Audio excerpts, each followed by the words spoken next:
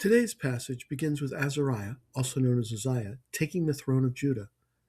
The writer tells us that he did what was right in the eyes of the Lord, just as his father Amaziah had done.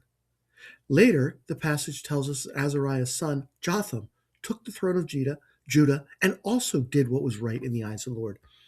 That makes three successive kings in Judah who did what was right in the eyes of the Lord. Meanwhile, during the reigns of these two kings, Azariah and Jotham,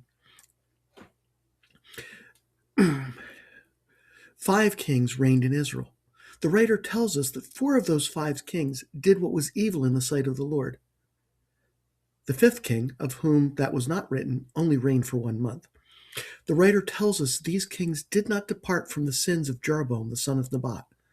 I read that to mean that they encouraged the people to think that they worshiped the Lord by directing their worship toward the 2 golden calves which Jeroboam caused to be made. Further, I think that it means that these kings encouraged the people of Israel to follow worship practices which God found repugnant. Which brings me to the last of the 3 kings of Judah whose actions are described in today's passage, Ahaz. The writer tells us that he did not do what was right in the eyes of the Lord his God, but he walked in the way of the kings of Israel. The writer further tells us that Ahaz burned his son as an offering.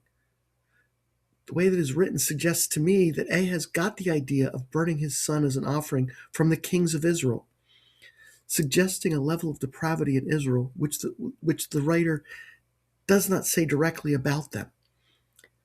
However, as I wrote this, I noticed something.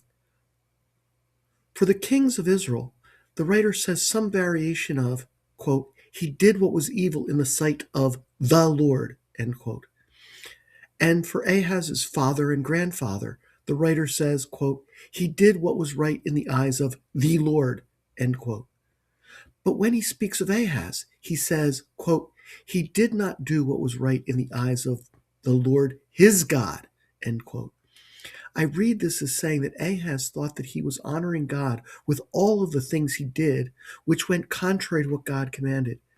Ahaz thought of the Lord as his God, and then went and did things which God considered repugnant.